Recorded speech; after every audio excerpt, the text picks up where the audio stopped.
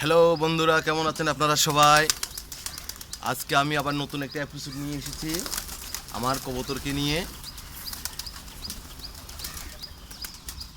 আজকে খুব সুন্দর একটা সকাল।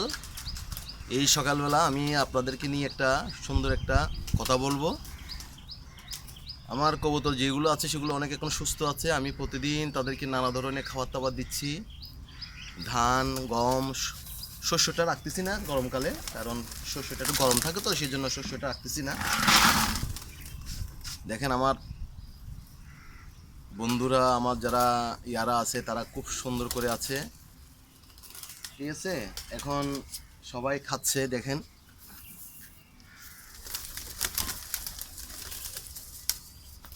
সব সময় আমি উপরে উঠলে মনে করে তারা মনে করে আমি তাদের জন্য কিছু না কিছু একটা নিয়ে এসেছি। আর কতগুলো দুষ্ট প্রকৃতির আছে, বুঝছেন? মানে পারে না যে আমার গায়ের উপর উঠে বসে খাওয়ার জন্য আর কি, ঠিক আছে। এখন তারা আছে। তো আপনারা যারা আছেন, যারা কবুতর পালান, তাদেরকে সবাইকে আমার অভিনন্দন, শুভেচ্ছা। সবাই কবুতর পালান।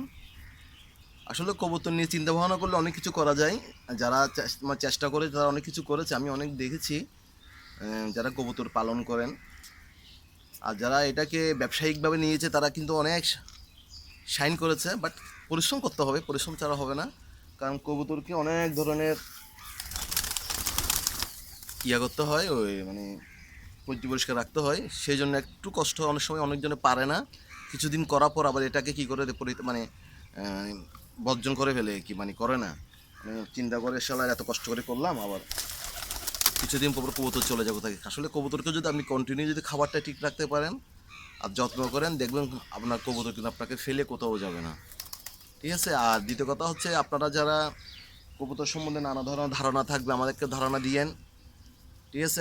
মানে কোনো ধরনের অভিজ্ঞতা থাকলে আমাকে একটু শেয়ার করবেন, আর আমাকে বেশি বেশি একটু সাবস্ক্রাইব করবেন, আর বেশি শেয়ার করবেন, যেন সবাই দেখুক আমার মানে কবুতর পালন নিয়ে, ঠিক আছে। আর দেখছেন এই খাবারের ওখানে ঢুকে আছে।